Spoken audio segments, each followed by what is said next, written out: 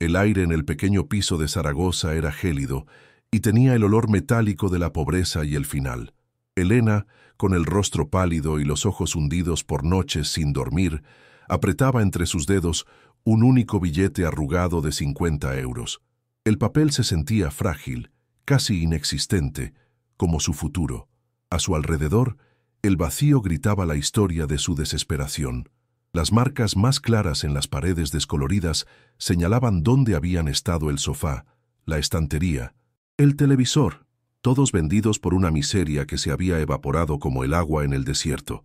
Solo quedaban 2 maletas de cartón amarradas con cuerda y la vieja máquina de coser, su única herramienta, ahora un ancla inútil. Un escalofrío recorrió su espina dorsal, pero no era por el frío que se colaba por las ventanas mal selladas. Era el pánico, un animal con garras que le apretaba el pecho y le cortaba la respiración. 6 meses. Hacía 6 meses que su marido, Javier, no volvería a casa con el mono manchado de cemento y una sonrisa cansada. Un accidente, sin seguro. Palabras frías y definitivas que la habían sentenciado. Su mirada se posó en la única cama que quedaba, donde su hijo Lucas, de 10 años, dormía ajeno a la catástrofe. La manta raída subía y bajaba al ritmo de su respiración tranquila. Verlo era una mezcla de amor infinito y un dolor tan agudo que le provocaba náuseas. Él era su única razón para no derrumbarse, pero también la causa de su miedo más profundo. ¿Cómo iba a alimentarlo? ¿Dónde dormirían esa noche? El aviso de desahucio, abandonado sobre la encimera vacía de la cocina, era una sentencia de muerte para la poca estabilidad que les quedaba. Sentía el corazón latir con fuerza contra sus costillas, un tambor anunciando la llegada del enemigo, el hambre, la calle, el desamparo. Las lágrimas le quemaban los ojos, pero se negaba a derramarlas. Llorar era un lujo que no podía permitirse. Tenía que ser fuerte, aunque por dentro se sintiera como un edificio en ruinas, a punto de colapsar con el más mínimo soplo de viento. Cada segundo que pasaba, el silencio del apartamento se hacía más pesado, más opresivo. El sonido de la puerta siendo golpeada con los nudillos resonó como un disparo. 3 golpes, secos, impacientes. Era el propietario. La hora había llegado. Elena sintió que el suelo desaparecía bajo sus pies. «Lucas, cariño, despierta», susurró, su voz rota, tratando de infundir una calma que no sentía. El niño se removió, abriendo los ojos lentamente. «¿Ya nos vamos, mamá?» Su pregunta inocente fue una puñalada directa al corazón de Elena. Ella asintió forzando una sonrisa que se sintió como una máscara de yeso. «Sí, mi vida, a una nueva aventura». La mentira le supo a ceniza en la boca. Arrastró las 2 maletas hacia la puerta. El roce del cartón contra el suelo de terrazo fue el único sonido, un lamento fúnebre por la vida que dejaban atrás. Afuera, el cielo de Zaragoza era de un gris plomizo, prometiendo una lluvia fría que parecía un reflejo de su alma. La calle era el único destino. Estaban oficialmente desamparados. Mientras el hombre esperaba en el rellano, con una expresión de indiferencia burocrática, Elena hizo un último inventario mental. 50 euros, 2 maletas con ropa usada, un niño asustado que se aferraba a su mano como si fuera la última balsa en un océano embravecido. La máquina de coser se quedaría atrás. Era demasiado pesada, un monumento a los sueños rotos. Sintió el olor a humedad del portal, a vidas ajenas que seguían su curso mientras la suya se desintegraba. El frío del pomo de la puerta principal fue como una descarga eléctrica, la última conexión con el hogar que habían perdido para siempre. Al pisar la acera, el ruido de la ciudad, los coches, las sirenas a lo lejos, la golpeó con una violencia brutal. Eran invisibles, 2 fantasmas arrastrando su miseria por un mundo que no tenía sitio para ellos. La desesperación era un pozo tan profundo que ya no veía la luz. Estaba en el fondo, y el fondo era un lugar helado y sin eco. La mano de Lucas, pequeña y cálida, apretó la suya con más fuerza. «Mamá, ¿a dónde vamos ahora?» Elena bajó la mirada hacia su hijo. En sus ojos no había reproche, solo una confianza absoluta que la destrozaba por dentro. No tenía respuesta. Por primera vez en su vida, no tenía ningún plan, ninguna red de seguridad. ninguna esperanza a la que aferrarse. Estaban solos, a la deriva en el océano de la indiferencia. El viento frío levantó su pelo y le azotó la cara, llevándose consigo el último atisbo de calor. Este era el punto más bajo, el abismo absoluto. Sin embargo, en las profundidades de la más oscura desesperación, a veces aguarda un destino inesperado. La historia de Elena apenas comienza, y el camino que le espera la llevará a través de secretos y peligros que nunca podría haber imaginado. Si crees en la fuerza de una madre para luchar contra todo pronóstico, suscríbete ahora y acompáñanos, porque lo que está a punto de descubrir cambiará su vida para siempre. Apenas 3 días después, el teléfono público de una pensión barata, cuyo olor a lejía y tristeza se pegaba a la ropa, sonó para ella. Era una llamada que no esperaba, una voz grave y desconocida que se presentó como un abogado de un pueblo del que nunca había oído hablar. La voz pronunció palabras que al principio no tenían sentido, como piezas de un puzzle ajeno. Herencia, tío abuelo de su difunto marido, guardabosques solitario, única heredera. Elena sintió que el corazón se le detenía y luego comenzaba a latir con una fuerza desbocada. ¿Esperanza? Era una sensación tan extraña, tan olvidada, que casi le dolió. Se aferró al auricular con la mano temblorosa, el plástico frío contra su oreja, mientras la voz le explicaba que le había sido legada una cabaña y la tierra que la rodeaba en una zona de monte en Extremadura. No era dinero, no era una fortuna, pero era un techo, era un lugar, un punto en el mapa donde podían ir, un ancla en medio de su naufragio. La náusea del pánico fue reemplazada por un vértigo frágil y desesperado. La decisión fue tan rápida como inevitable. Extremadura. El nombre sonaba a fin del mundo, a una tierra dura y olvidada. Pero en su mente se pintó la imagen de una pequeña casa de campo, humilde pero digna, rodeada de árboles. Un lugar donde podría coser en paz, donde Lucas podría correr sin peligro. La alternativa era la nada, el laberinto de albergues y la caridad humillante de la ciudad. Miró el billete de 50 euros, su última posesión de valor. El abogado le había advertido que la propiedad estaba aislada, pero la palabra aislada sonaba a paz, no a peligro. Usó casi todo el dinero para pagarle a un transportista que hacía una ruta hacia el sur, un hombre rudo que accedió a llevarlos a ellos y a sus 2 maletas en la parte trasera de su furgoneta. Sintió un nudo en la garganta al entregar los billetes. Era un salto al vacío, una apuesta final con todo lo que le quedaba. Se despidió de Zaragoza sin mirar atrás, con la imagen de una cabaña rústica grabada en su mente como un talismán contra el miedo que aún le roía las entrañas. La furgoneta olía a gasoil, a sudor y al polvo de 1000 caminos. El viaje fue una tortura sorda y vibrante. Apretada en la cabina junto al conductor, un hombre silencioso que solo asentía, Elena observaba cómo el paisaje gris de la ciudad daba paso a llanuras interminables y luego a colinas áridas bajo un sol implacable. Lucas, agotado, dormitaba con la cabeza apoyada en su regazo. Elena no podía dormir. Cada kilómetro que avanzaban era un kilómetro más lejos de su fracaso, pero también un kilómetro más hacia lo desconocido. El traqueteo constante del motor era la banda sonora de su ansiedad. Sentía el calor pegajoso en la nuca, el sabor del polvo en la boca. A través del parabrisas sucio, el mundo exterior parecía hostil, una vasta extensión de tierra seca y cielos demasiado grandes. Se preguntaba por ese tío abuelo, un fantasma en la historia de su familia. ¿Qué clase de hombre vivía solo en un lugar así? La esperanza y el temor luchaban dentro de ella, una batalla silenciosa que le dejaba el estómago hecho un nudo apretado. El transportista los dejó en la plaza polvorienta de un pueblo que parecía dormido bajo el sol de la tarde. Un puñado de casas blancas, una iglesia cerrada y el silencio, un silencio denso, pesado, solo roto por el zumbido de las cigarras. «La cabaña del guarda está por ese camino de tierra», dijo el hombre, señalando con el pulgar hacia una senda que se perdía entre olivos y matorrales. «Son unos cuantos kilómetros. No tiene pérdida. Es la única por allí». Y con eso, subió a su furgoneta. El motor rugió y se marchó. levantando una nube de polvo que tardó en asentarse.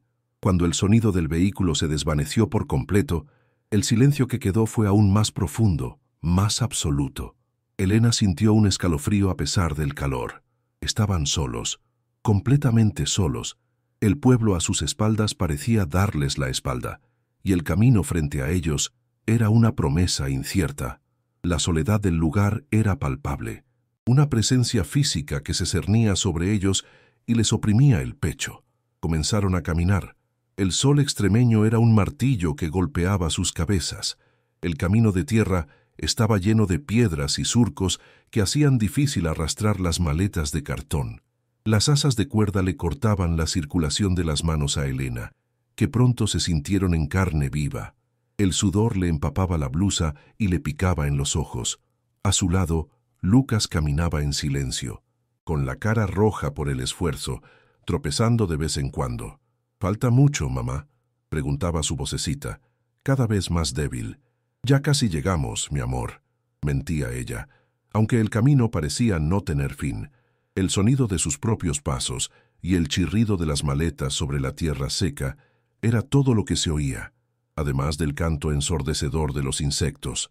El aire era pesado, cargado con el olor a polvo y a hierbas secas. Sentía la garganta como un papel de lija. Cada paso era un esfuerzo monumental, una lucha contra el calor, el cansancio y la creciente sensación de que habían cometido un terrible error. Después de lo que pareció una eternidad, cuando sus piernas temblaban y la desesperación comenzaba a ganarle la partida a la resistencia, la vio. A lo lejos, en la cima de una pequeña loma, una silueta oscura se recortaba contra el cielo azul pálido, una construcción humana. «Allí está, Lucas. ¿Lo ves? Hemos llegado», exclamó Elena, y la oleada de alivio fue tan intensa que casi se le doblaron las rodillas. Una nueva energía la impulsó y apresuraron el paso, ignorando el dolor y el agotamiento. La imagen en su mente, la de la cabaña humilde pero acogedora, volvió con fuerza. Imaginó agua fresca, una sombra donde descansar, un lugar seguro. Pero a medida que se acercaban, la silueta se definía, y los detalles que emergían de la distancia comenzaron a enviar pequeñas agujas de hielo a través de sus venas. La forma no era recta y sólida, estaba torcida, encorvada, como un anciano derrotado. No había humo en la chimenea, no había vida. El corazón de Elena empezó a latir con un ritmo sordo y pesado, el tambor del pánico que volvía a sonar. Cuando finalmente llegaron al pie de la loma y tuvieron la cabaña frente a ellos, la falsa esperanza se hizo añicos con la brutalidad de un cristal roto. Aquello no era una casa, era una ruina, un esqueleto. El tejado de madera se había hundido en el centro, creando una boca oscura y grotesca que se abría al cielo. Las paredes, hechas de piedra y adobe, estaban agrietadas y cubiertas por una costra verdinegra de moho y musgo. Faltaban tablas enteras, revelando el interior oscuro. Las ventanas no eran más que agujeros negros y vacíos que parecían observarlos con una indiferencia tétrica.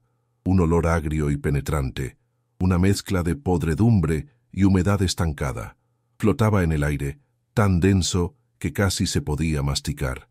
Elena se quedó paralizada. Las maletas cayeron de sus manos inertes. El sonido sordo sobre la tierra fue como el último golpe de un mazo sobre el ataúd de sus sueños. Miró a Lucas, cuya cara reflejaba su propio horror. Se estaban atrapados, y eran más pobres que nunca. Empujó la puerta con la punta de los dedos. La madera, tinchada y podrida, se quejó con un gemido largo y lastimero, como si protestara por ser despertada de su sueño de descomposición. Se abrió apenas lo suficiente para que pudieran pasar, y una ráfaga de aire viciado los golpeó en la cara. El olor en el interior era asfixiante, una agresión física a los sentidos. Era el hedor concentrado de décadas de abandono.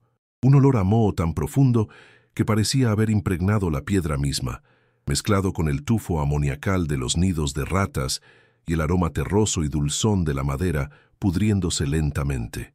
Elena sintió una arcada violenta subir por su garganta y tuvo que llevarse una mano a la boca para reprimirla. Era el olor de la decadencia, de la vida que se ha ido para dar paso a los hongos y a las alimañas. Era el perfume de la desesperanza absoluta, y llenó sus pulmones hasta que sintió que no podía respirar. Lucas se escondió detrás de ella, tapándose la nariz con el cuello de su camiseta. Sus ojos, acostumbrándose lentamente a la penumbra, recorrieron el interior, y cada detalle era una nueva puñalada. El suelo era una capa de tierra compactada, hojas secas y excrementos de animales. Un par de muebles destrozados, irreconocibles, yacían volcados en un rincón, devorados por la carcoma hasta ser poco más que polvo y astillas. De las vigas del techo colgaban telarañas tan gruesas y sucias que parecían sudarios grises. Un rayo de sol que se colaba por un agujero en el tejado iluminaba un enjambre de motas de polvo que danzaban en el aire inmóvil como fantasmas diminutos. No había ni rastro de un hogar, no había cocina, ni baño, ni camas. Solo un espacio vacío y fétido que parecía haber sido abandonado a toda prisa hacía mucho, mucho tiempo. La decepción era tan inmensa, tan total, que la dejó sin fuerzas, vacía por dentro. Se apoyó contra el marco de la puerta, sintiendo la madera húmeda y descompuesta bajo su mano, y un frío que no era físico le recorrió todo el cuerpo. El silencio opresivo del exterior fue reemplazado por una sinfonía de sonidos inquietantes. El crujido constante de la estructura, como si la cabaña entera suspirara bajo su propio peso, a punto de rendirse y colapsar. El sonido rápido y nervioso de pequeñas patas correteando dentro de las paredes y sobre las vigas, ratas o algo peor, y desde el techo hundido, un goteo lento y rítmico. Ploc, ploc, ploc, un sonido que prometía humedad constante, incluso sin lluvia. El viento se colaba por las innumerables grietas, produciendo un silbido bajo y lastimero que sonaba como un lamento. Lucas se aferró a su pantalón con ambas manos. Su pequeño cuerpo temblaba sin control. «Mamá, tengo miedo», susurró, y su voz fue absorbida por la inmensidad vacía de la habitación. Elena sintió el terror de su hijo como si fuera el suyo propio, una corriente eléctrica que le erizó la piel. El aislamiento que antes le había parecido una promesa de paz, ahora se revelaba como una trampa mortal, llena de ruidos que helaban la sangre. Dejó caer las maletas al suelo con un ruido sordo y final. El último de sus euros se había ido en el viaje.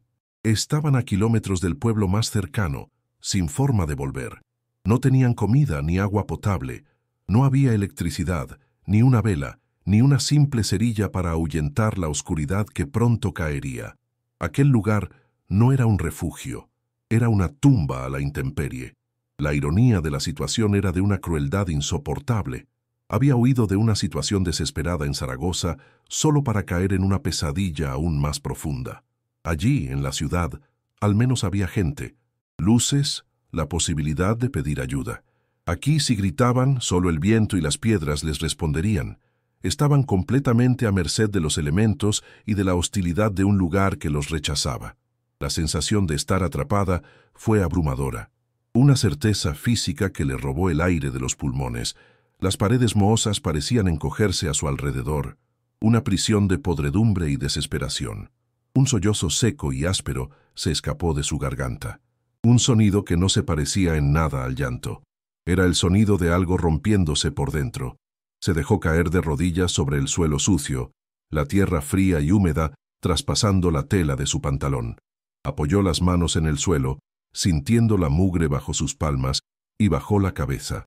El peso de su fracaso era una carga física que la aplastaba contra el suelo. Había arrastrado a su hijo, a su único tesoro, a este infierno. Le había prometido una aventura y lo había conducido a una trampa. El corazón le dolía con una intensidad que eclipsaba el hambre, el cansancio y el miedo. Era el dolor puro de una madre que siente que le ha fallado a su hijo de la manera más fundamental posible. No había protección, no había consuelo. No había futuro, solo las cuatro paredes de una ruina que amenazaba con derrumbarse sobre ellos en cualquier momento. El mundo se había derrumbado a su alrededor por segunda vez, y esta vez parecía definitivo. Su mente, en un acto de autotortura, voló de regreso al pequeño piso de Zaragoza. Recordó el frío, las paredes desnudas, el aviso de desahucio, pero también recordó el grifo del que salía agua limpia, el interruptor que encendía una bombilla, la seguridad de una puerta que se podía cerrar con llave. Recordó la sensación de un colchón bajo su espalda, por muy viejo que fuera. Había cambiado esa miseria civilizada por esta miseria salvaje. Había vendido la poca dignidad que les quedaba por la promesa vacía de una herencia que resultó ser una maldición. La esperanza, esa luz traicionera, la había guiado directamente al corazón de la oscuridad. La náusea volvió a subirle por la garganta, un sabor amargo a bilis y arrepentimiento. Se sentía estúpida, ingenua, una tonta que había creído en cuentos de hadas en un mundo que solo entendía el lenguaje de la brutalidad. Y ahora, el precio de su error lo pagarían ambos, en el silencio y el frío de aquella cabaña olvidada por Dios. Lucas se acercó a ella y le tocó el hombro con su manita sucia. Había estado callado, observándolo todo con esos ojos demasiado serios para su edad. Elena levantó la cabeza, esperando ver en su rostro el reproche, la acusación, pero no había nada de eso. Solo una pregunta, formulada con una voz temblorosa que partió en dos lo que quedaba de su alma. «¿Aquí vamos a vivir, mamá?» La inocencia de su pregunta, la confianza implícita en que ella, su madre, tenía un plan, fue más devastadora que cualquier grito. Elena no pudo responder. Las palabras se atascaron en su garganta, ahogadas por un nudo de lágrimas y culpa. Lo único que pudo hacer fue atraerlo hacia ella, abrazándolo con una fuerza desesperada contra su pecho, como si pudiera protegerlo del mundo entero solo con sus brazos. Hundió la cara en su pelo, que olía a polvo y a sol, y dejó que las lágrimas silenciosas que había contenido durante tanto tiempo finalmente corrieran por sus mejillas, mojando el cabello de su hijo. El sol comenzó a desaparecer tras las colinas, y el cielo se tiñó de naranja y púrpura, un espectáculo de una belleza cruel que contrastaba con la fealdad de su situación. Con la caída del sol, el frío descendió sobre el monte, un frío húmedo y penetrante que se colaba por sus ropas finas y les llegaba hasta los huesos. La cabaña se sumió en una oscuridad casi total, una negrura que parecía tener sustancia, poblada por los ruidos que ahora sonaban más fuertes, más cercanos. Elena y Lucas se acurrucaron juntos en el suelo, en el rincón que parecía menos húmedo, abrazados en un intento inútil de darse calor. No tenían nada, ni luz, ni fuego, ni comida, ni agua. Solo el uno al otro y el miedo, un miedo frío y paralizante que era tan real como las paredes podridas que los rodeaban. Este era el fondo. Habían llegado al punto más bajo. La falsa esperanza no solo los había decepcionado, los había aniquilado dejándolos varados en el epicentro de la nada, a la espera de un amanecer que no prometía nada bueno. Las noches eran lo peor. La oscuridad no solo borraba el mundo, sino que amplificaba cada sonido de la decadencia. El gemido del viento en las grietas, el arañar nervioso de las ratas en los muros, el crujido agónico de las vigas que soportaban el techo podrido. En la tercera noche, el cielo se rompió. Una tormenta violenta se desató sobre el monte, y la lluvia no caía. Se arrojaba con furia contra la cabaña. El sonido era ensordecedor, como si 1000 tambores tocaran una marcha fúnebre justo encima de sus cabezas. El frío se volvió mordiente, una bestia húmeda que se les metía en los huesos. Elena y Lucas se acurrucaban bajo la única manta que tenían, que ya estaba empapada en los bordes, temblando incontrolablemente. La desesperación era un sabor metálico en la boca de Elena, el sabor del fracaso final. Cada gota que se filtraba en el interior era una burla, un recordatorio de su absoluta impotencia ante los elementos. Estaban en una trampa que se estaba inundando lentamente. El goteo, que había sido una molestia rítmica los días anteriores, se convirtió en un chorro constante. Ploc, ploc, ploc. Ahora era un torrente que formaba un charco creciente en el centro del suelo de tierra.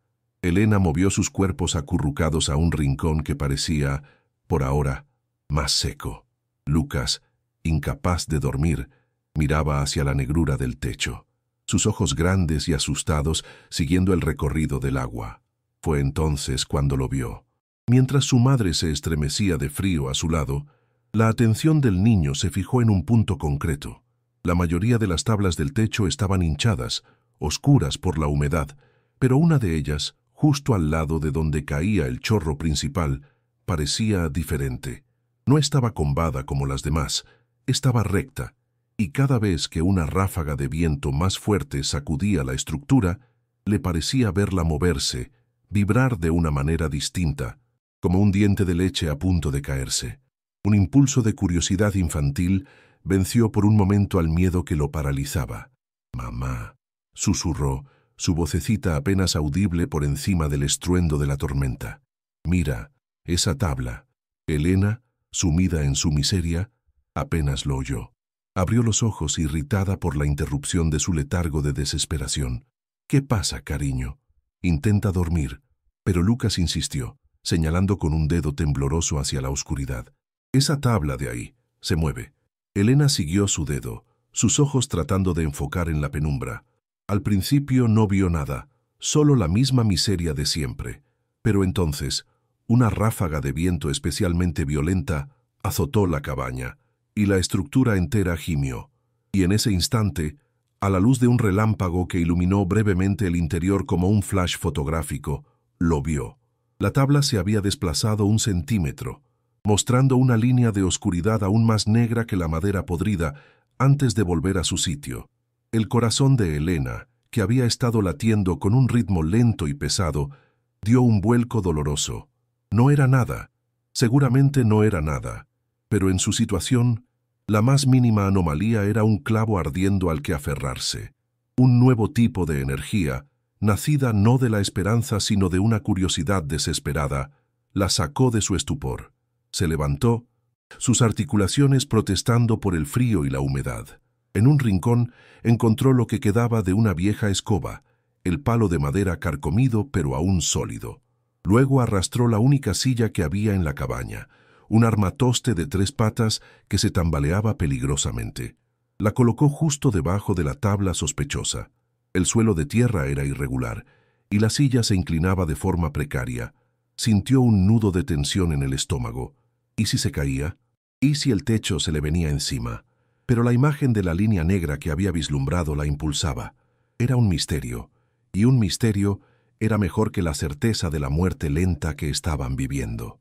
Respiró hondo, el aire fétido llenando sus pulmones, y se subió con cuidado a la silla inestable, el palo de la escoba firmemente sujeto en su mano, como si fuera un arma. Estiró el brazo, el palo temblando por el esfuerzo y el frío. La punta de la madera tocó la tabla. El sonido fue hueco, diferente al resto del techo. Sintió un hormigueo en la nuca, una mezcla de miedo y excitación. Empujó. Al principio, la tabla no cedió. Estaba atascada por la humedad y los años. Empujó con más fuerza, poniendo el peso de su cuerpo en el movimiento. La silla se tambaleó violentamente bajo sus pies y tuvo que hacer equilibrio para no caer. Lucas la observaba desde el suelo, conteniendo la respiración, sus ojos como 2 platos en la oscuridad. Elena apretó los dientes y empujó una última vez con un gruñido de pura determinación.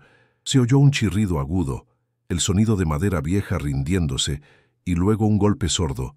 La tabla no cayó. Se había deslizado hacia un lado, como la tapa de una caja.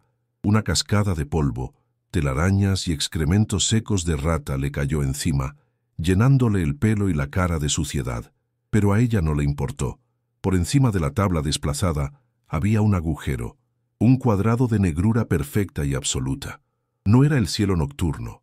No se veían estrellas ni se oía la lluvia directamente. Era un espacio cerrado, un vacío silencioso en el corazón de la tormenta. De la abertura emanó un olor diferente al del resto de la cabaña. Era un olor a polvo antiguo, a aire estancado durante décadas, el olor seco y sofocante de una tumba. Un escalofrío que no tenía nada que ver con el frío recorrió su espina dorsal. Sintió el corazón martillear contra sus costillas. Un tambor salvaje que ahogaba el sonido de la lluvia. ¿Qué era ese lugar? La casa dentro de la casa. Un secreto escondido a plena vista. La idea era tan improbable, tan fantástica, que por un momento pensó que el hambre y el frío la estaban haciendo alucinar. Pero el agujero seguía ahí, una invitación silenciosa y terrorífica a lo desconocido. La adrenalina le quemaba en las venas, borrando el cansancio y la desesperación. La decisión fue instantánea. Tenía que saberlo. Bajó de la silla y la reforzó con unas piedras que encontró cerca de la pared derrumbada. Volvió a subir, esta vez con más seguridad. Se estiró y metió primero la cabeza y los hombros por el agujero. La oscuridad era total y el aire irrespirable. Tosió, el polvo arañándole la garganta. Se impulsó con las piernas, sintiendo cómo los bordes ásperos de la madera le arañaban la espalda y los brazos, dejándole un rastro de dolor y astillas. Finalmente, consiguió meter todo el cuerpo, cayendo torpemente sobre una superficie dura y polvorienta. Estaba en un espacio angosto, un hueco de no más de 1 metro de altura entre el revestimiento del techo y las vigas principales. Era claustrofóbico, asfixiante. El sonido de la tormenta aquí era más apagado, un rugido sordo y lejano.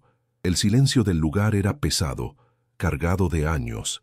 Sentía el corazón latir en sus oídos, mientras sus ojos intentaban inútilmente penetrar la negrura absoluta que la envolvía por completo. A gatas, con el corazón en la garganta, comenzó a avanzar. Sus manos se hundían en una capa de polvo tan fina y densa como la harina. Cada movimiento levantaba nubes que la hacían toser. El espacio estaba lleno de vigas transversales que tenía que esquivar. Sentía el roce de las telarañas en su cara, gruesas y pegajosas como el algodón sucio. Podía oír el correteo de los ratones muy cerca, asustados por su intrusión. El pánico amenazó con apoderarse de ella. ¿Y si se quedaba atascada? ¿Y si algo le mordía? ¿Y si el techo se derrumbaba sobre ella? Pero la voz de Lucas, llamándola desde abajo con miedo. «Mamá, ¿estás bien?», la ancló a la realidad. Tenía que seguir. Tanteando a ciegas, sus dedos rozaron algo que no era madera ni polvo. Era una superficie lisa, fría y extrañamente flexible.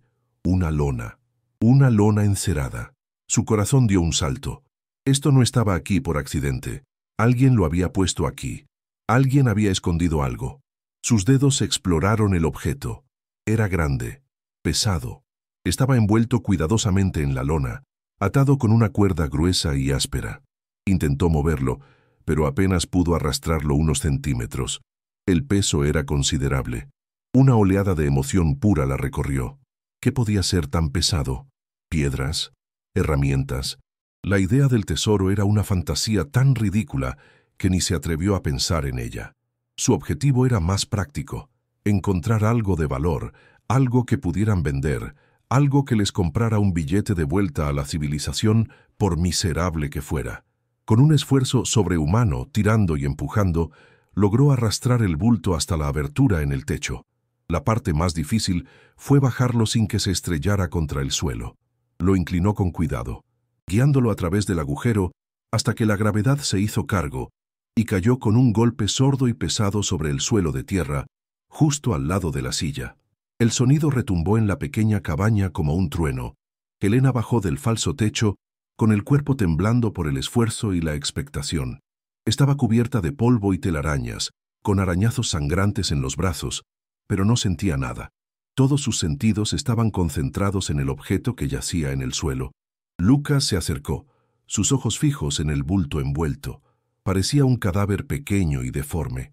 Con manos temblorosas, Helena desató el nudo de la cuerda, que se deshizo en polvo entre sus dedos. Desenvolvió la lona encerada, que crujió como papel viejo.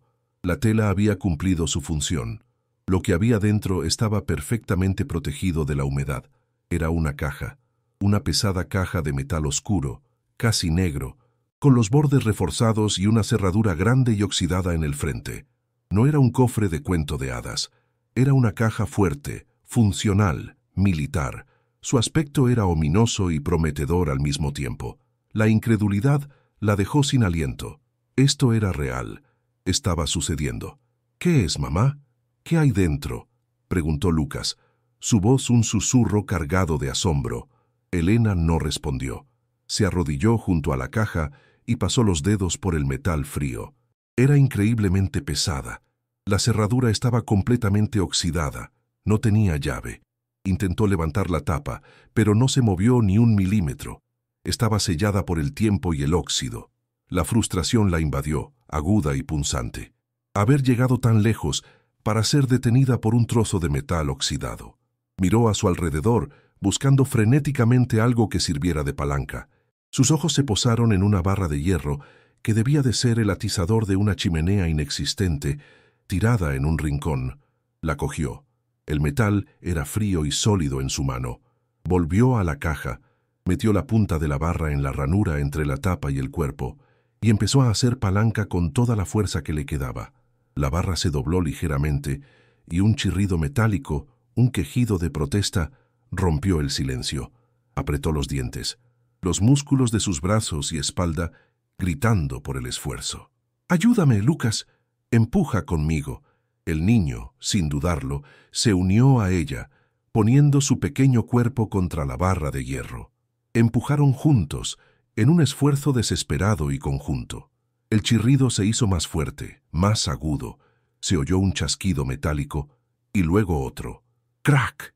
Un sonido violento, como un hueso rompiéndose. El óxido de la cerradura había cedido. La tapa se levantó unos centímetros de golpe.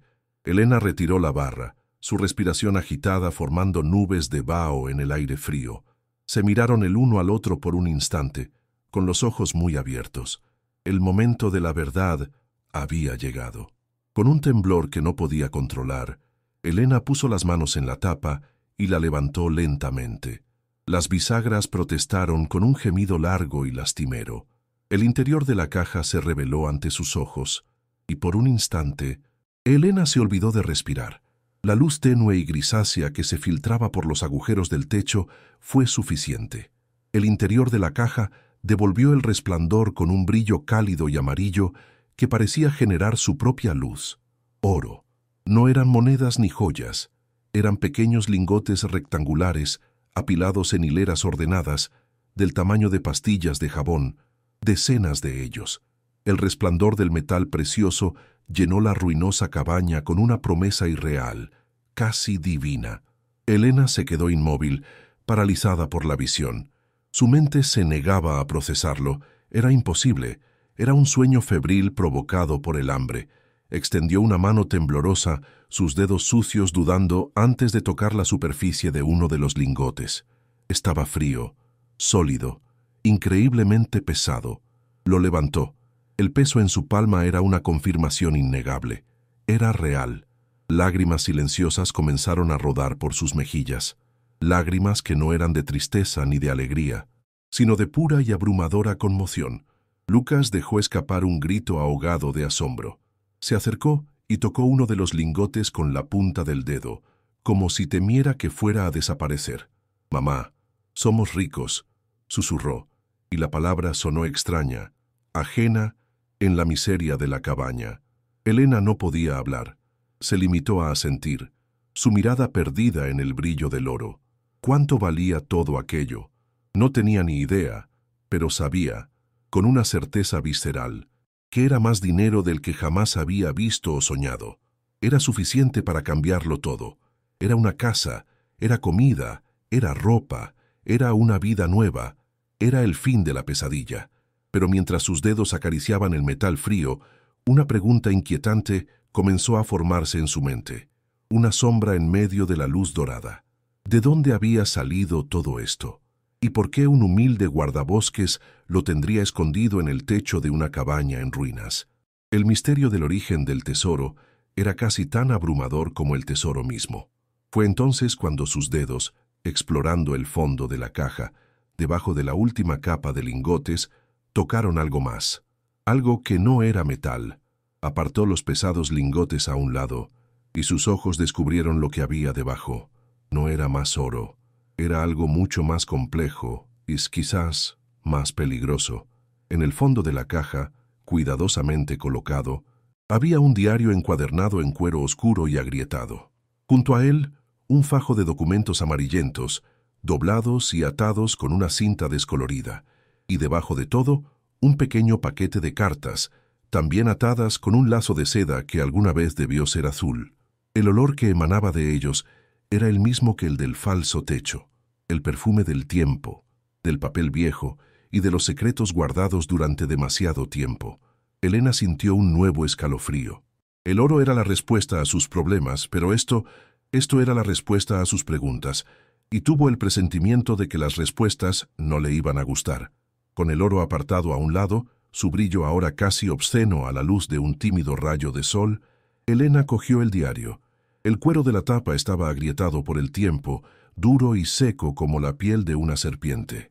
Al abrirlo, un suspiro de aire antiguo escapó de entre las páginas, llevando consigo el olor a papel quebradizo, a tinta descolorida y a algo más, el olor inconfundible de un secreto guardado durante demasiado tiempo. Las páginas estaban cubiertas de una caligrafía apretada y nerviosa, la escritura de un hombre atormentado. El corazón de Elena comenzó a latir con un ritmo pesado y ansioso. Ya no sentía la euforia del tesoro, sino un presentimiento helado, la sensación de estar a punto de profanar una tumba. Lucas, en silencio a su lado, pareció percibir el cambio en la atmósfera, y su pequeña mano buscó la de su madre, aferrándose a ella con fuerza. El peso de aquel libro en su regazo se sentía mucho más abrumador que el de todos los lingotes de oro juntos. Sabía, con una certeza que le erizaba la piel, que lo que estaba escrito allí lo cambiaría todo de nuevo. Pasó con cuidado la primera página, frágil como un ala de mariposa seca. La tinta, de un marrón desvaído, comenzaba a narrar la historia. 19 de octubre de 1952, leyó en voz baja. La fecha la golpeó con la fuerza de una revelación. Era una época oscura, un tiempo de silencio y miedo del que solo había oído hablar en susurros. El autor, el tío abuelo de su marido, se describía a sí mismo no como un guardabosques, sino como un prisionero de su propia tierra, un testigo silencioso de las atrocidades que se cometían en la comarca bajo el yugo de un solo hombre. El nombre apareció en la tercera página, escrito con una mezcla de rabia y terror que casi rasgaba el papel. Coronel Vargas. Un nudo de hielo se formó en el estómago de Elena. Era un nombre que sonaba a poder, a crueldad, a una autoridad que no admitía réplica. El diario no era un simple registro de días, era una confesión, un grito ahogado durante décadas que por fin había encontrado una voz. La cabaña, que ya era una prisión, ahora se sentía como la escena de un crimen. El guardabosques lo contaba todo con un detalle febril y torturado. Describía cómo el coronel Vargas, un oficial del régimen con poder absoluto en la región, lo había coaccionado.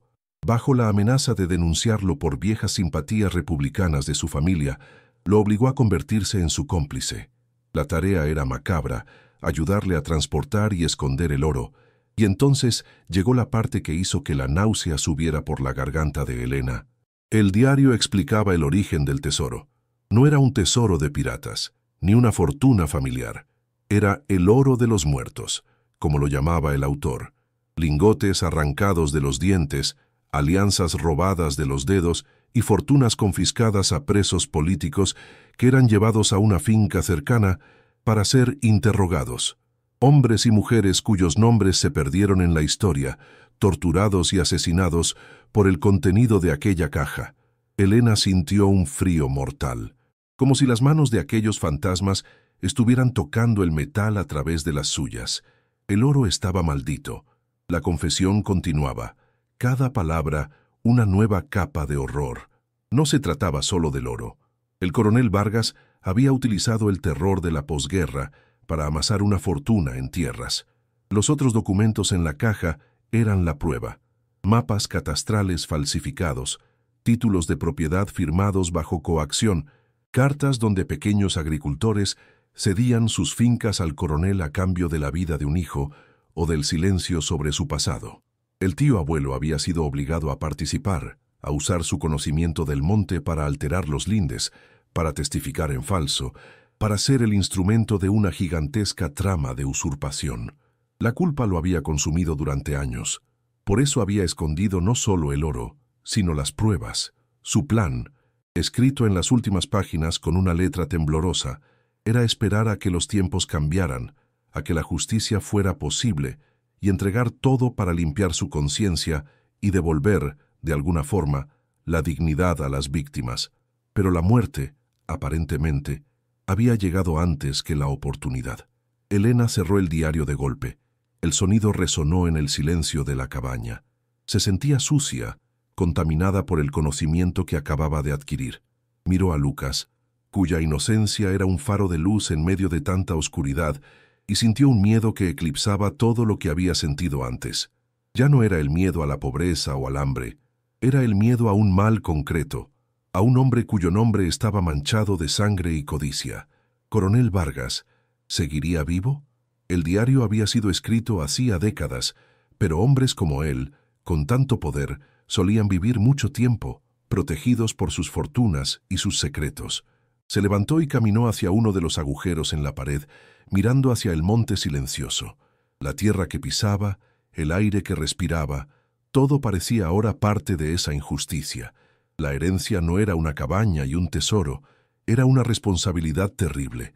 Era una bomba de relojería que le había caído en el regazo, y el temporizador había empezado a correr.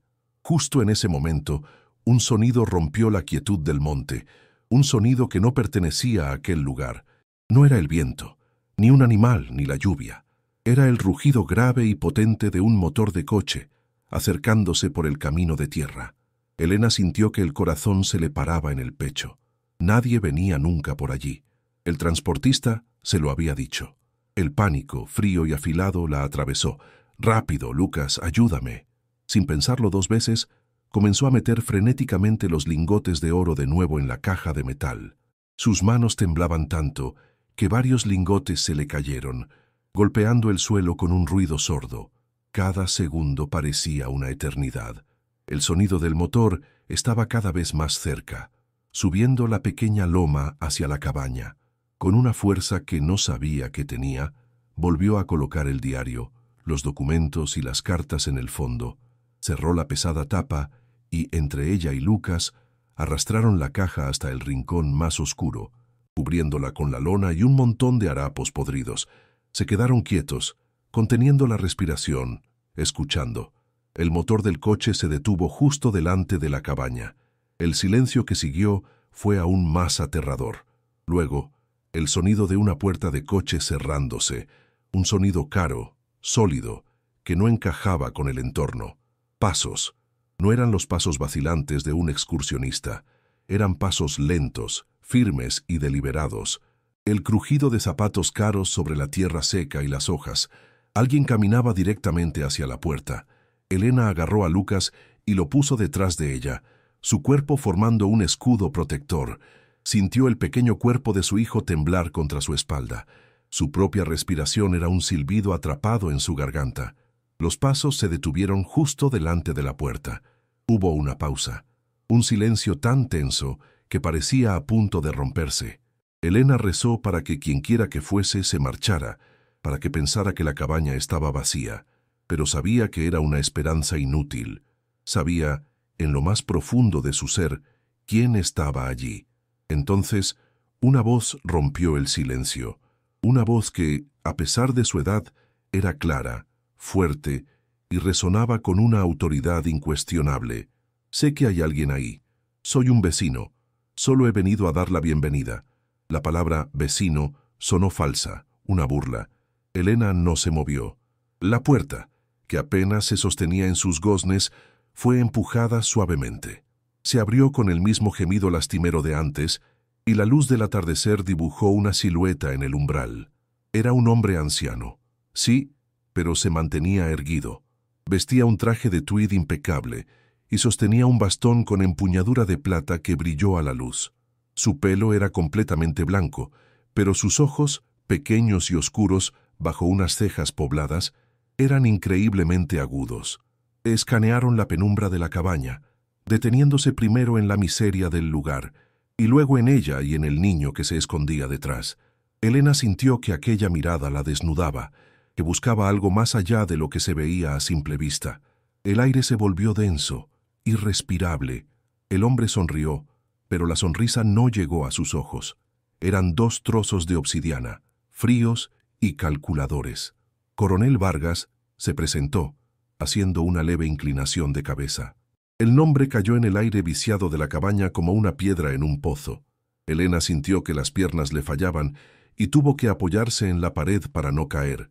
Era él, el monstruo del diario, vivo, de pie, a escasos metros de ella.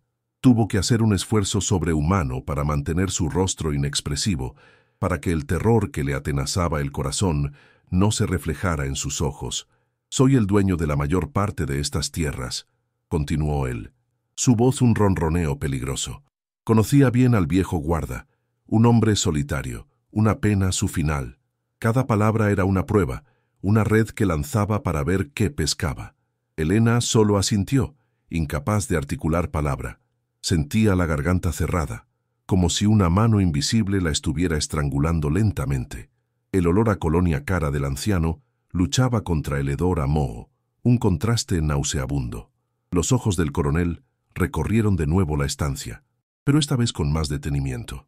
Su mirada se posó en la silla desvencijada bajo el agujero del techo, en la marca de la caja pesada que habían arrastrado por el suelo polvoriento, en la suciedad que aún cubría la ropa y el pelo de Elena.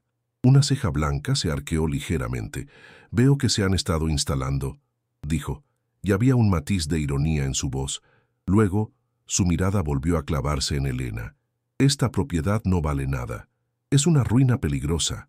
Pero, por los viejos tiempos y para ayudar a una viuda y a su hijo, estoy dispuesto a hacerles una oferta». Hizo una pausa dramática. «Les daré 500 euros por la cabaña y todo el terreno. Es más de lo que nadie les ofrecerá jamás». La oferta era un insulto, una broma macabra. Era tan irrisoria que equivalía a una confesión. Él sabía, o sospechaba fuertemente, que habían encontrado algo, y había venido a reclamarlo, usando el dinero como una primera y sutil forma de amenaza. Elena sintió una oleada de rabia gélida que por un instante venció al miedo. La audacia del hombre era increíble. Ofrecerle una miseria por la tierra que había robado, por la fortuna manchada de sangre que ella tenía escondida a pocos metros, pero se obligó a tragar la rabia. Mostrarse desafiante sería una sentencia de muerte.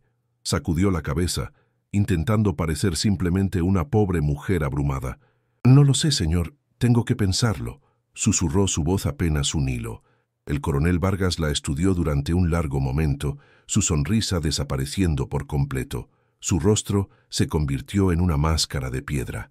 Se apoyó en su bastón y el gesto fue extrañamente amenazador. «Piénselo bien», dijo, su voz bajando de tono, volviéndose un siseo helado. «Pero no tarde mucho. Esta es una zona muy aislada, muy solitaria». Dio un paso hacia la puerta, deteniéndose en el umbral para mirar a Lucas, que seguía escondido detrás de su madre. La mirada que le dirigió al niño fue lo que finalmente rompió el temple de Elena. «Sabe», continuó el coronel, sin apartar los ojos del niño, «el monte es un lugar traicionero. Las piedras se desprenden, las viejas construcciones se derrumban de repente». Hizo una pausa, dejando que las palabras flotaran en el aire como esporas venenosas. «Los accidentes en el monte ocurren con frecuencia». Luego se giró hacia Elena, y en sus ojos ya no había ni rastro de la falsa amabilidad. Solo había una advertencia, tan clara y afilada como un cuchillo. Especialmente con una mujer y un niño solos. Sería una verdadera tragedia. La amenaza ya no era velada, era una promesa explícita, entregada con la frialdad de un hombre acostumbrado a que sus deseos se cumplieran. Sin decir una palabra más, se dio la vuelta y se marchó. Elena escuchó sus pasos alejarse, el portazo del coche, el motor arrancando y el sonido del vehículo desapareciendo en la distancia, llevándose consigo la poca luz que quedaba y dejando atrás una oscuridad mucho más profunda.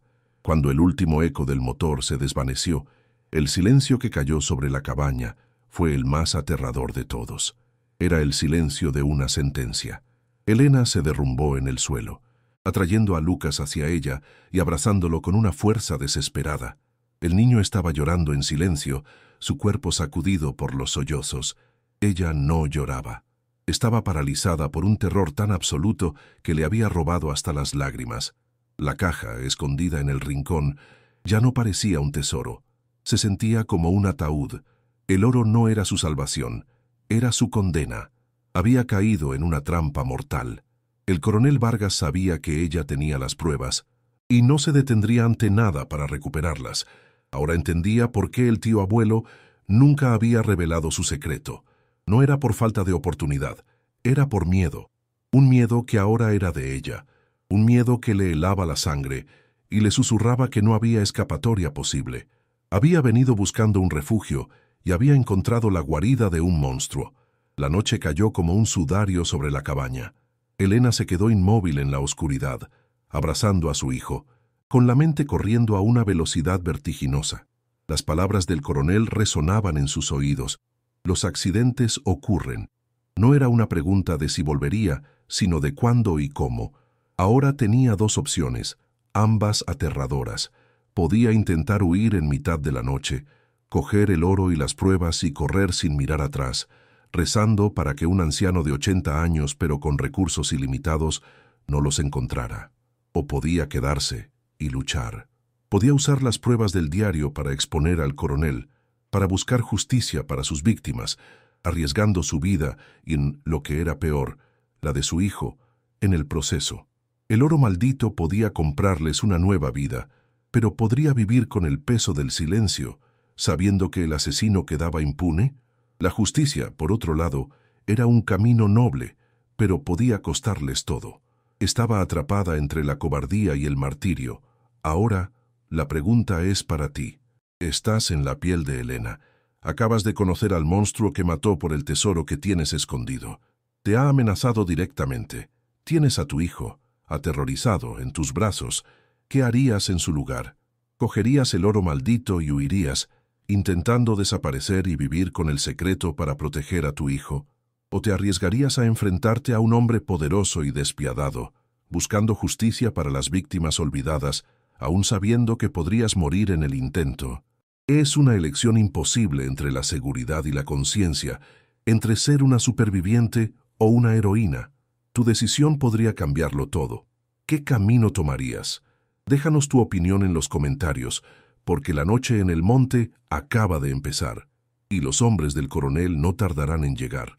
El terror que dejó el coronel Vargas era una presencia física, una niebla helada que se aferraba a las paredes podridas de la cabaña. Elena permaneció inmóvil, con el cuerpo de Lucas temblando contra el suyo, escuchando el latido de su propio corazón, que retumbaba en sus oídos como un tambor de guerra. El silencio del monte ya no era pacífico. Era el silencio del cazador que acecha a su presa. Las palabras del anciano, los accidentes ocurren, se repetían en su mente como un eco siniestro, una promesa de violencia que pendía sobre sus cabezas como una espada. Sabía, con una certeza que le helaba la sangre, que no podía quedarse allí. La cabaña, que había sido una trampa de pobreza, se había transformado en un mausoleo a punto de ser sellado. Cada crujido de la madera, cada susurro del viento, sonaba ahora como los pasos de la muerte acercándose. El miedo era tan intenso que se había convertido en una náusea constante en la boca del estómago, un nudo de hielo que le impedía pensar con claridad. Su mirada se desvió hacia el rincón oscuro donde yacía la caja, cubierta por harapos. Ya no veía el brillo del oro, solo la sangre de los hombres y mujeres a los que les fue robado. El tesoro era una maldición, un ancla que la arrastraría al fondo de un abismo de violencia. Pero los documentos, el diario, los mapas, las cartas, eran otra cosa. Eran un arma peligrosísima que no sabía cómo usar y que, en sus manos, se había convertido en una sentencia de muerte. La idea de cogerlo todo y huir en la oscuridad era tentadora. Una llamada primitiva a la supervivencia. Pero ¿a dónde? Estaban en medio de la nada, a pie, con un niño pequeño. El coronel Vargas no era un simple anciano, tenía el poder, el dinero y el conocimiento del terreno. Los encontraría antes del amanecer. Se sentía como un ratón atrapado en un laberinto diseñado por un gato sádico, donde cada salida conducía a una trampa aún más mortal. La desesperación la dejó sin aire, vacía, petrificada por la inminencia del peligro. Entonces, un recuerdo fugaz atravesó la niebla de su pánico. Las palabras del coronel: «Soy el dueño de la mayor parte de estas tierras. La mayor parte, no todas». Y luego recordó algo más, algo que le había dicho el propio transportista al dejarla en el pueblo, que la cabaña era la única construcción por allí. Pero el coronel se había presentado como un vecino. La contradicción encendió una chispa minúscula en su cerebro. ¿Había alguien más? ¿Otro habitante en aquel océano de soledad? Se aferró a esa idea como un náufrago a un trozo de madera. Si existía otra alma en kilómetros a la redonda, era una posibilidad, un riesgo terrible, porque esa persona podría ser otro de los hombres del coronel, pero era la única posibilidad que tenía, además de esperar a que los matones de Vargas derribaran la puerta. La alternativa era la muerte segura. Tomó una decisión en una fracción de segundo, impulsada por el más puro instinto maternal. No iba a morir allí, no iba a dejar que le arrebataran a su hijo. Con movimientos rápidos y silenciosos, se acercó a la caja. El metal estaba helado al tacto. Ignoró los lingotes de oro. Eran demasiado pesados, una carga inútil para una fugitiva. Su objetivo era el arma, las pruebas. Sacó con cuidado el diario de cuero, el fajo de mapas y las cartas. El papel antiguo se sentía frágil y poderoso en sus manos. Los envolvió en un trozo de tela que arrancó de su propia blusa y los escondió en el interior de su ropa, contra su piel, donde el calor de su cuerpo parecía una profanación a la frialdad de aquellos secretos. El bulto contra sus costillas era un recordatorio constante del peligro que corría. Miró a Lucas, que la observaba con ojos grandes y aterrorizados. Se arrodilló frente a él, le tomó la cara entre las manos y le susurró con una calma que no sentía. «Lucas, mi vida, vamos a dar un paseo nocturno. Es un juego. Tenemos que estar muy callados. ¿Confías en mí?» El niño asintió, su confianza absoluta una puñalada de dolor y amor en el corazón de Elena. Salieron por el agujero de la pared trasera, evitando la puerta principal, que ahora les parecía la boca de una bestia. La noche los engulló. No había luna, solo un manto de estrellas indiferentes en un cielo de terciopelo negro. El frío era intenso y el silencio absoluto. Elena no tenía ni idea de hacia dónde ir. Simplemente eligió una dirección, alejándose de la loma de la cabaña, y comenzó a caminar con Lucas de la mano. Cada paso era una agonía de tensión. El crujido de una rama bajo sus pies sonaba como un disparo. El ulular de una lechuza le provocó un sobresalto que casi la hace gritar. El bosque, que de día era hostil, de noche era un laberinto de sombras y amenazas fantasmales. Sentía 1000 ojos observándola desde la oscuridad, tal los ojos de los hombres del coronel, los ojos de los fantasmas del diario. El miedo era un compañero constante que le susurraba al oído que era inútil, que ya estaban perdidos. Pero la pequeña mano de Lucas en la suya la mantenía en movimiento, paso a paso. El terreno era irregular y traicionero. Elena tropezó varias veces, sus tobillos doblándose sobre piedras ocultas, los arañazos de las zarzas quemándole en las piernas y los brazos. El frío se le metía en los huesos, y pronto Lucas empezó a temblar, sus pequeños dientes castañeteando. Elena se detuvo, se quitó su delgada chaqueta y se la puso al niño, abrazándolo con fuerza. «Ya casi llegamos», mintió, aunque no sabía si caminaban en círculos. Levantó a Lucas en brazos. El peso del niño, sumado al agotamiento y al miedo, era una carga casi insoportable. Sus músculos gritaban, sus pulmones ardían por el aire helado, pero siguió adelante, impulsada por una fuerza que no sabía que poseía, la fuerza primordial de una madre protegiendo a su cría. El olor a pino y a tierra húmeda llenaba el aire, un aroma salvaje que contrastaba con el olor a miedo que desprendía su propio cuerpo. Cada metro ganado era una pequeña victoria contra la oscuridad. Después de lo que pareció una eternidad, cuando sus piernas estaban a punto de ceder y la desesperación comenzaba a ahogar la adrenalina, la vio, a lo lejos, a través de un claro en los árboles, un punto de luz.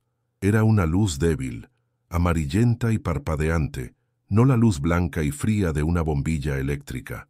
Era la llama de una vela o de un quinqué. La visión fue tan inesperada, tan milagrosa, que Elena se detuvo en seco, con el corazón latiéndole con una fuerza renovada. Era una señal de vida, una aguja de esperanza en el pajar de la noche. No sabía si aquella luz significaba seguridad o peligro, pero era un destino, un punto de referencia en la negrura infinita. Con un nuevo impulso, reanudó la marcha, esta vez con un propósito claro, sus ojos fijos en la pequeña llama como si fuera la única estrella en su universo oscuro. El sonido de sus propios jadeos era lo único que rompía el silencio, un ritmo desesperado que marcaba su carrera hacia lo desconocido. La luz la guió hasta una pequeña finca, mucho más humilde que las tierras del coronel, pero infinitamente más acogedora que su propia ruina. Era una casa de piedra, vieja pero sólida, con un pequeño huerto y el olor a humo de leña flotando en el aire. La luz provenía de una única ventana. Todo estaba en silencio. Elena se detuvo a la sombra de un olivo centenario, su corazón martilleando contra sus costillas. El miedo volvió a atenazarla. ¿Y si se equivocaba? Si llamaba a la puerta de otro monstruo. Se imaginó al coronel Vargas sentado junto a esa lumbre, esperándola. La idea era paralizante, pero entonces miró a Lucas, que se había dormido en sus brazos, con el rostro pálido y manchado de lágrimas secas. No tenía opción. Tenía que arriesgarse. Dejó a Lucas suavemente en el suelo, protegiéndolo con su cuerpo, y se acercó a la puerta de madera maciza, la mano temblando mientras la levantaba para llamar. El sonido de sus nudillos contra la madera sonó como una explosión en la quietud de la noche. La puerta se abrió con un leve chirrido. Un hombre muy anciano apareció en el umbral, sosteniendo un candil que proyectaba sombras danzantes en su rostro. Era delgado como un junco, con la piel surcada de arrugas profundas, como un mapa de sus largos años, pero sus ojos, de un azul pálido y acuoso, no eran los de un hombre derrotado.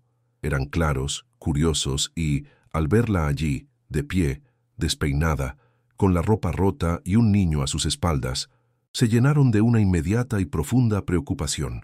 No había malicia en su mirada, solo sorpresa y empatía. «Dios santos, hija, ¿qué os ha pasado? Entrad, entrad. Fuera hace un frío que pela», dijo, su voz cascada pero amable, haciéndose a un lado para dejarla pasar. El alivio fue tan inmenso, tan abrumador, que Elena sintió que las piernas le fallaban. Tuvo que apoyarse en el marco de la puerta para no derrumbarse allí mismo. Había encontrado un refugio. Por ahora estaban a salvo. El interior de la casa era un santuario de calidez y orden. El aire olía a leña quemada, a café recién hecho y a cera de abejas. Un fuego crepitaba alegremente en una gran chimenea de piedra, llenando la estancia de una luz dorada y acogedora. Comparada con la podredumbre húmeda de su cabaña, aquello era un palacio. El anciano, que se presentó como Anselmo, la guió hasta una silla junto al fuego y tomó a Lucas, que seguía dormido, para acostarlo en un viejo sofá de lana, cubriéndolo con una manta gruesa. Elena rompió a llorar, un llanto silencioso y convulso que sacudía todo su cuerpo. Era la liberación de toda la tensión, el miedo y la desesperación acumulados. Anselmo no dijo nada, simplemente le puso una taza de café caliente y humeante en las manos temblorosas y esperó pacientemente a que el torrente de emociones amainara. La simple bondad de aquel extraño, la calidez de la taza entre sus dedos, fue más reconfortante que cualquier palabra. Cuando pudo hablar, su voz era un susurro ronco. Le contó todo, desde el desahucio en Zaragoza hasta la herencia de la cabaña. Cuando mencionó el nombre de su difunto marido y el del tío abuelo guardabosques, el rostro de Anselmo cambió. La amabilidad dio paso a una profunda tristeza y reconocimiento. «Benito», murmuró, «el pobre Benito. Era un buen hombre, a pesar de todo, y mi único amigo en este maldito monte». La confirmación la golpeó con la fuerza de un bálsamo. Había acertado. No solo había encontrado un refugio, había encontrado al único amigo del hombre cuyo secreto ahora llevaba pegado a su piel. La tensión en sus hombros disminuyó 1 milímetro. Se sintió un poco menos sola en el universo. Anselmo la miraba fijamente.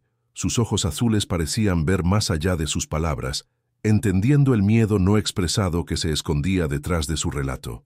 El aire en la pequeña sala se cargó de una nueva gravedad, la gravedad de una historia compartida. Con manos aún temblorosas, Elena sacó el paquete envuelto en tela. Lo desenvolvió sobre la mesa de madera, revelando el diario de cuero y los papeles amarillentos. «Lo encontré», dijo simplemente. Anselmo se inclinó sobre la mesa, sus viejos ojos examinando los objetos.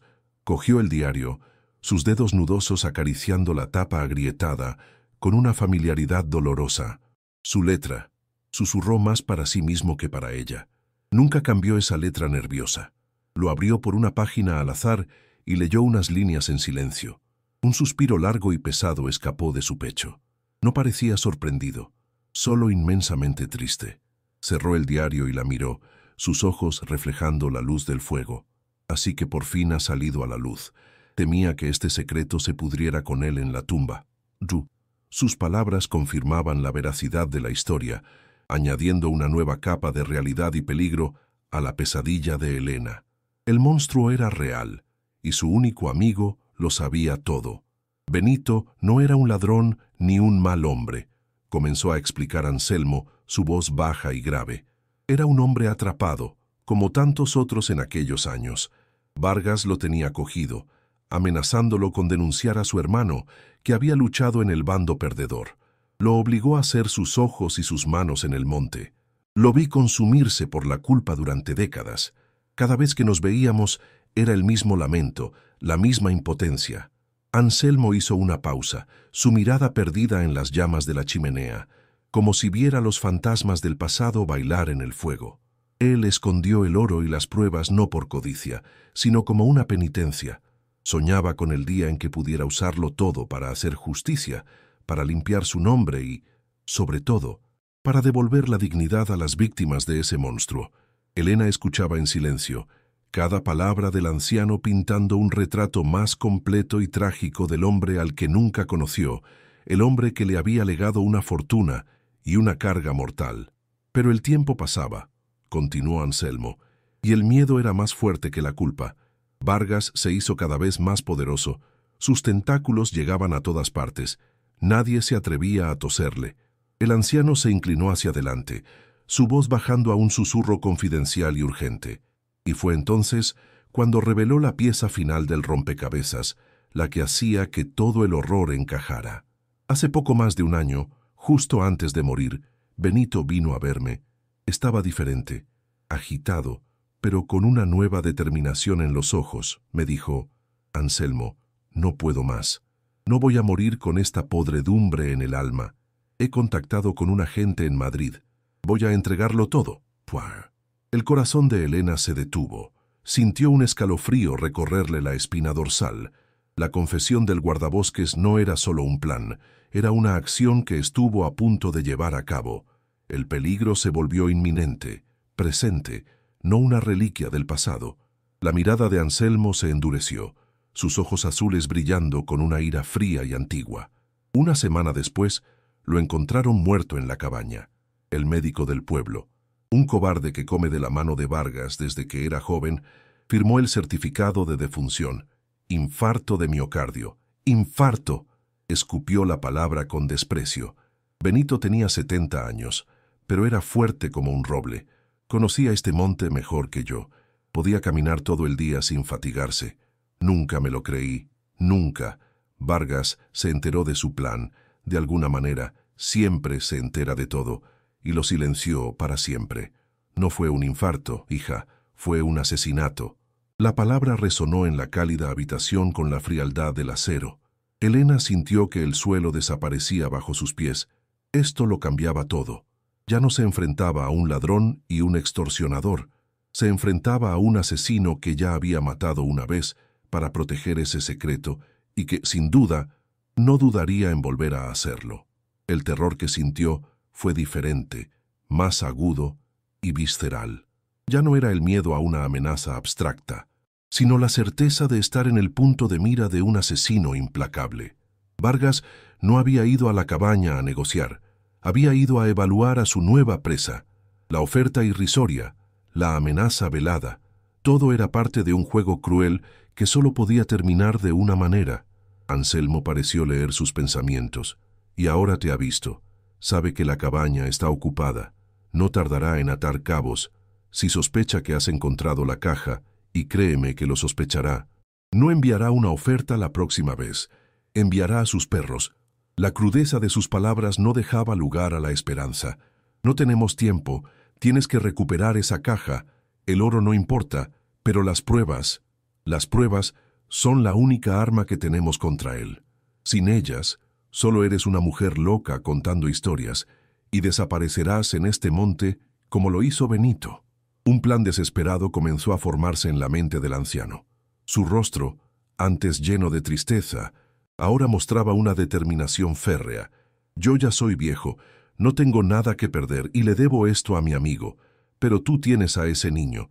Tenemos que sacaros de aquí esta misma noche. El plan era simple y terriblemente arriesgado. Elena debía volver a la cabaña ahora y recuperar la caja entera. Era demasiado peligroso dejar las pruebas allí.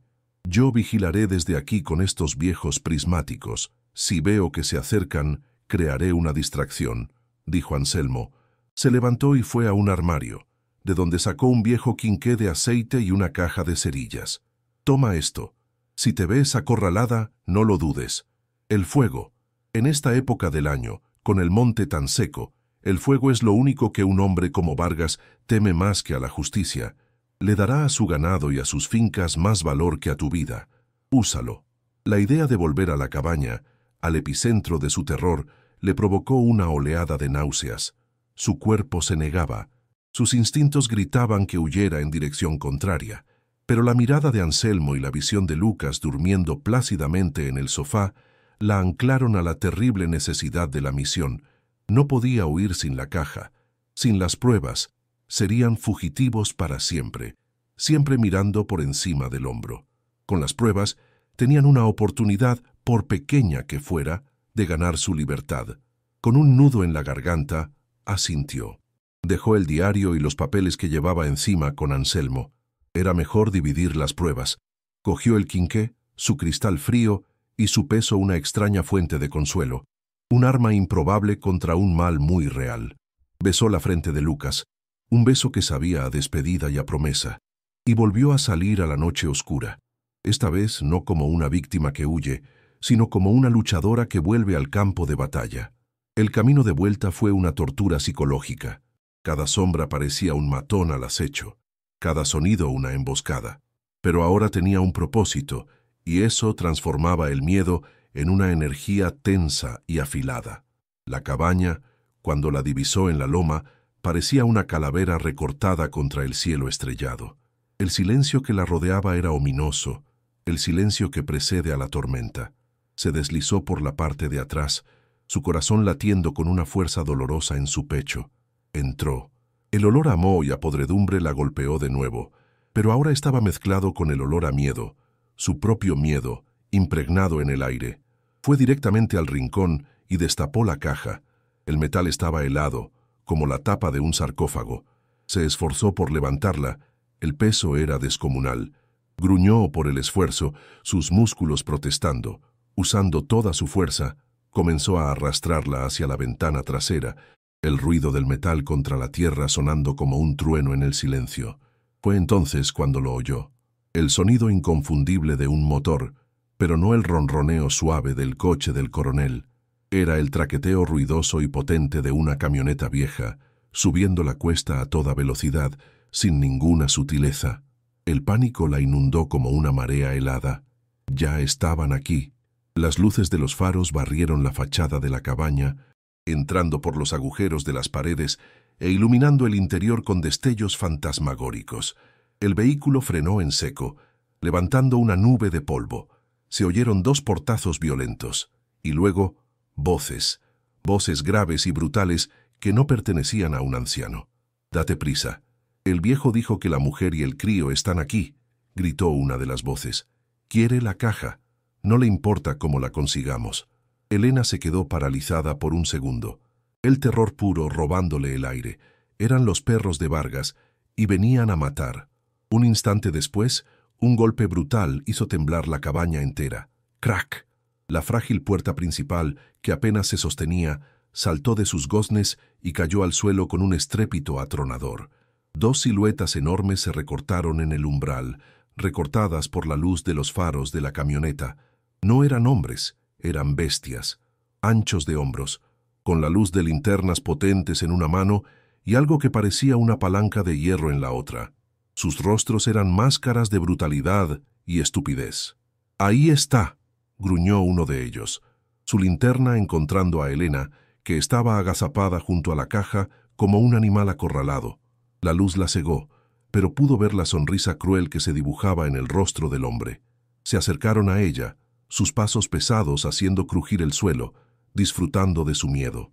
Elena sintió que el mundo se ralentizaba, su mente corriendo a 1000 por hora, buscando una salida, una escapatoria. La voz de Anselmo resonó en su cabeza. Usa el fuego.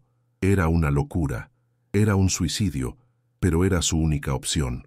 Mientras los hombres se acercaban, ella retrocedió lentamente, arrastrando la caja con una mano y sosteniendo el quinqué con la otra. Su mente trabajaba febrilmente. Recordaba un montón de hojarasca y ramas secas justo al lado del muro exterior, acumulado por el viento durante años. Era allí o en ninguna parte. «Quieta ahí, zorra, danos la caja y quizás te dejemos vivir», se burló el otro matón. La amenaza vacía solo sirvió para avivar la llama de la determinación de Elena. No iba a entregarles nada, no iba a morir de rodillas. Si iba a morir, sería luchando, envuelta en llamas, llevándose consigo los secretos del coronel. La adrenalina pura, fría y potente inundó sus venas, borrando todo rastro de miedo y dejando solo un instinto de supervivencia salvaje y primario. Con un grito que fue más de rabia que de miedo, arrojó el quinqué con todas sus fuerzas, pero no contra los hombres. Lo lanzó a través de un gran agujero en la pared lateral, directamente hacia el montón de maleza seca que había visto. El cristal del quinqué se hizo añicos al impactar, y el aceite derramado, en contacto con la mecha encendida, explotó en una bola de fuego.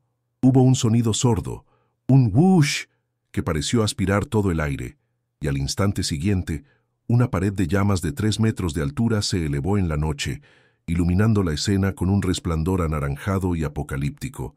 El fuego prendió en la madera seca de la propia cabaña, y las llamas comenzaron a lamer las paredes con una avidez aterradora.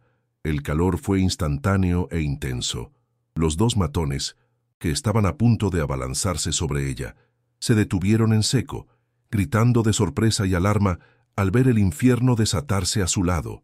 Esa fue su oportunidad. El segundo de vacilación de los matones fue todo lo que necesitó. «Lucas, prepárate», gritó al viento, aunque sabía que su hijo no podía oírla, pero el grito era para darse fuerzas a sí misma. Agarró la caja con ambas manos, un esfuerzo sobrehumano que desgarró los músculos de su espalda, y la empujó a través del hueco de la ventana trasera. La caja cayó al exterior con un golpe sordo. Sin pensarlo 2 veces, se lanzó detrás de ella, cayendo torpemente sobre la tierra y las piedras, sintiendo un dolor agudo en el tobillo, pero ignorándolo. Detrás de ella, oía los gritos de pánico de los matones, más preocupados ahora por el fuego que amenazaba con rodearlos que por ella. El resplandor del incendio pintaba el monte con sombras rojas y danzantes. Se puso en pie, cojeando, y comenzó a arrastrar la caja, alejándose de la pira funeraria en que se había convertido su refugio. El aire se llenó del crepitar del fuego y del olor acre del humo. La cabaña entera estaba ahora envuelta en llamas, un faro infernal en la cima de la loma. Elena no miró atrás. Se adentró en la oscuridad del bosque, arrastrando su carga imposible, el dolor en su tobillo convirtiéndose en una agonía punzante a cada paso. Oía los gritos furiosos de los matones detrás de ella. La distracción no duraría mucho. Pronto se darían cuenta de que había escapado y vendrían a por ella. La carrera por la supervivencia había comenzado. Se movía a trompicones, tropezando con raíces, con las ramas arañando su rostro y sus brazos, pero no se detuvo. La imagen de Lucas, solo en la casa de Anselmo, la impulsaba hacia adelante. Tenía que llegar, tenía que poner a salvo las pruebas, tenía que sobrevivir. La oscuridad del bosque era su aliada ahora, una oscuridad que esperaba que la ocultara de los ojos de sus perseguidores. El peso de la caja era una tortura. Cada metro era una batalla. Sus pulmones quemaban, no solo por el esfuerzo, sino por el humo que empezaba a llenar el aire. Podía oír a los hombres gritando su nombre, sus voces llenas de rabia. Estaban más cerca de lo que pensaba. El pánico amenazó con paralizarla de nuevo. ¿Y si no lo lograba? ¿Y si la alcanzaban? Dejó la caja por un segundo, apoyándose en un árbol para recuperar el aliento. Fue entonces cuando vio la luz. la misma luz débil y parpadeante del candil de Anselmo, brillando a través de los árboles. Estaba más cerca de lo que creía. La visión le dio un nuevo estallido de energía. Agarró las asas de metal de la caja, ignorando el dolor de sus manos en carne viva, y reanudó su carrera desesperada. Con el resplandor del fuego a su espalda y la pequeña luz de la esperanza frente a ella, corriendo por su vida en el corazón de una noche que olía a muerte y a cenizas. Elena irrumpió en la cabaña de Anselmo como un animal herido, arrastrando la caja de metal que dejaba un surco en el suelo de madera. Se derrumbó de rodillas, con el cuerpo temblando por una mezcla de agotamiento, dolor y adrenalina. El olor a humo se pegaba a su pelo y a su ropa, un perfume acre de la batalla que acababa de librar. Su tobillo lanzaba punzadas de un dolor agudo y blanco. Anselmo corrió a su lado, sus viejos ojos fijos primero en el terror del rostro de Elena y luego en la caja de metal, el oscuro corazón de toda aquella pesadilla. La ayudó a levantarse, sintiendo el temblor incontrolable de sus miembros. La calidez del fuego de la chimenea la envolvió, pero el frío que sentía venía de dentro, un hielo que solo la promesa de justicia podría empezar a derretir. Lucas, despertado por el estruendo, corrió hacia ella, abrazando sus piernas con una fuerza desesperada. En ese abrazo, en el calor de la pequeña casa y en la mirada decidida de Anselmo, Elena sintió el primer y frágil brote de que la noche, por fin, podía terminar. Sin perder un segundo, Anselmo se dirigió a un rincón donde, sobre una mesita de madera oscura, descansaba un viejo teléfono negro de baquelita. Sus manos, nudosas y manchadas por la tierra y los años, marcaron con una lentitud deliberada un número largo, el número de su hijo en Madrid. Mientras esperaba, su mirada se cruzó con la de Elena, una comunicación silenciosa cargada de la gravedad del momento. Al otro lado de la línea, la voz de su hijo, un abogado que colaboraba con una asociación para la recuperación de la memoria histórica, sonó clara y preocupada. Anselmo, con la voz baja y firme, sin adornos, narró los hechos. No habló de oro, sino de pruebas. Tengo el diario de Benito, y mapas, y cartas. La heredera está aquí. La han intentado matar. El coronel Vargas está moviéndose ahora. Las palabras clave resonaron en el silencio de la noche. Crímenes de la dictadura, usurpación, asesinato. El otro lado de la línea quedó en un silencio denso y corto, el silencio de quien comprende que la historia acaba de llamar a su puerta. La reacción fue inmediata y contundente. El hijo de Anselmo, experto en la delicada maquinaria legal que rodeaba los crímenes del franquismo, sabía que la policía local sería inútil, probablemente corrompida por el poder del coronel. Movilizó sus contactos al más alto nivel. En menos de una hora, la llamada fue transferida directamente a una unidad de élite de la Guardia Civil en Madrid. La Unidad Central Operativa, especializada en crimen organizado y casos de máxima sensibilidad. Se activó un protocolo de operación sigilosa. No habría coches patrulla ni sirenas. La información era demasiado explosiva, el sospechoso demasiado poderoso. En la oscuridad de la capital, una maquinaria invisible y letal se puso en marcha. Se desplegaron equipos desde bases cercanas, convergiendo en la remota comarca extremeña como fantasmas, con órdenes claras: proteger a los testigos a toda costa, asegurar las pruebas y detener a todos los implicados, sin importar cuán alto llegara la cadena de mando. Para Elena era un concepto abstracto, casi increíble. El amanecer trajo consigo no el terror esperado, sino la justicia. 2 vehículos indistintivos llegaron a la finca de Anselmo antes de que los primeros rayos de sol tocaran las cumbres. De ellos descendieron hombres vestidos de negro, moviéndose con una eficiencia silenciosa que contrastaba brutalmente con la torpeza de los matones de Vargas. El oficial al mando, un hombre de rostro serio y ojos penetrantes, se presentó a Elena. Su calma y profesionalismo eran un bálsamo. Le aseguró que ella y su hijo estaban bajo protección federal. Mientras un equipo aseguraba el perímetro de la finca de Anselmo, otro, guiado por un mapa trazado a toda prisa por el anciano, se dirigió hacia la gigantesca hacienda del coronel. El plan era sencillo: usar el factor sorpresa para desmantelar una red de poder construida durante 50 años de impunidad y miedo. Para Elena, ver a aquellos hombres actuar era como ver a los personajes de una leyenda cobrar vida, ángeles vengadores llegados para purgar el mal de aquella tierra herida. La operación fue quirúrgica. El equipo de asalto irrumpió en la mansión del coronel al alba. La puerta de roble macizo no fue derribada, sino abierta con una orden judicial en la mano. Encontraron a los dos matones en una dependencia del servicio, curándose quemaduras leves y bebiendo aguardiente, sus rostros una mezcla de resaca y furia. Fueron reducidos y esposados en segundos, sin tiempo a reaccionar. Al coronel Vargas lo arrestaron en su dormitorio, un suntuoso cuarto con vistas a las tierras que había robado.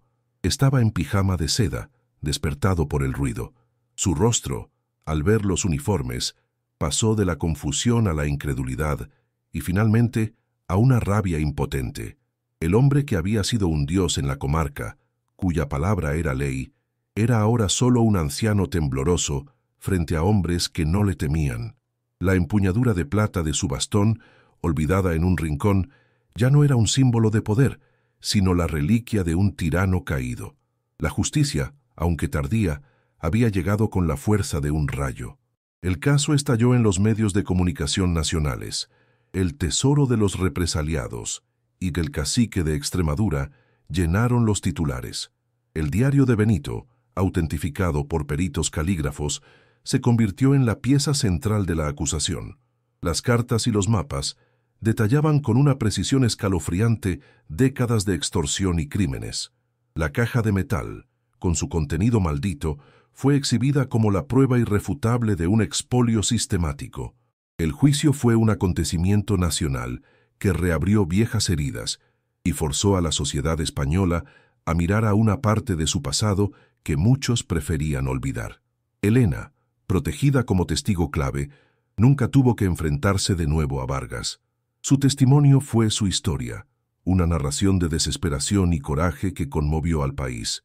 La figura del coronel, antes temida y respetada, se desmoronó, revelando al monstruo que se escondía bajo el traje de Tweed, un vulgar ladrón y asesino en serie, finalmente desenmascarado por la mujer a la que había subestimado. La resolución legal para Elena fue más allá de sus sueños más salvajes. Los tribunales dictaminaron que el oro, al ser producto de un robo y no tener reclamantes directos tras tantos años, pasaba a ser propiedad del Estado para ser utilizado en programas de memoria histórica. Sin embargo, en reconocimiento a su papel crucial en la resolución del caso, al riesgo mortal que había corrido y como heredera legítima de la propiedad donde se encontraron las pruebas, se le concedió una recompensa sustancial, un porcentaje del valor tasado del oro. La cifra que leyó en el documento oficial era tan grande que parecía un error, una serie de ceros que su mente, acostumbrada a contar céntimos, no podía procesar. No sintió una explosión de alegría, sino un vértigo abrumador, el peso de una responsabilidad inmensa.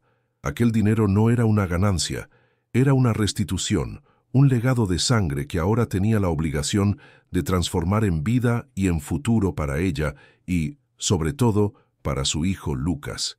Meses después, el contraste con su vida anterior era absoluto.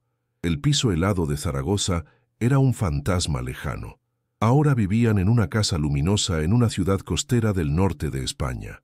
En lugar del olor a humedad y pobreza, el aire olía a salitre y a los pinos de un jardín cercano. El silencio ya no era opresivo, sino que estaba lleno del sonido de las olas rompiendo a lo lejos y de la risa de Lucas, que corría por un césped verde y cuidado. Elena había recuperado el peso perdido y el terror constante había abandonado sus ojos, dejando en su lugar una serenidad profunda y melancólica. Había matriculado a Lucas en el mejor colegio que pudo encontrar, garantizando la educación que a ella le fue negada. El futuro, que había sido un muro negro, ahora era un horizonte abierto y lleno de posibilidades. Cada mañana, al despertar con la luz del sol inundando su habitación, sentía una gratitud tan intensa que le hacía llorar. Lágrimas que ya no quemaban, sino que sanaban las cicatrices de su alma. En una habitación bañada por la luz, con vistas al mar, había instalado su nuevo taller de costura. La vieja máquina, símbolo de sus sueños rotos, había sido reemplazada por una nueva que zumbaba con una eficiencia silenciosa. Sus manos, que habían estado en carne viva por el esfuerzo y la miseria, ahora se movían con destreza sobre telas de colores vivos, creando no remiendos para sobrevivir, sino belleza por el simple placer de hacerlo. Con parte del dinero, había financiado discretamente la construcción de un pequeño memorial en la comarca extremeña. Una simple placa de piedra con los nombres que Benito había logrado recordar en su diario, para que las víctimas del coronel no fueran olvidadas. A veces, mientras cosía, su mirada se perdía en el horizonte azul. No había olvidado el frío, el miedo, ni el olor a podredumbre, pero había aprendido que incluso de la tumba más oscura, con coraje, se puede coser una nueva vida, puntada a puntada, hasta crear un futuro de paz y justicia. La historia de Elena demuestra que la desesperación puede ser el crisol donde se forja el coraje más inesperado. Nos enseña que el peso de la historia nunca desaparece del todo y que a veces una sola persona, armada únicamente con la verdad, puede derribar imperios construidos sobre el miedo y la mentira. Su viaje desde el abismo absoluto hasta la redención no es solo la historia de una mujer, sino un testamento del poder de la resiliencia humana frente a la más oscura de las tiranías. Si crees que las historias de los valientes merecen ser contadas y que la justicia, aunque tarde, debe prevalecer, te invitamos a formar parte de nuestra comunidad. Suscríbete a nuestro canal y activa las notificaciones, porque cada semana desenterramos un nuevo secreto y le damos voz a los héroes anónimos que, como Elena, se atrevieron a desafiar a la oscuridad. Tu apoyo nos permite seguir buscando estas historias. No te pierdas la próxima.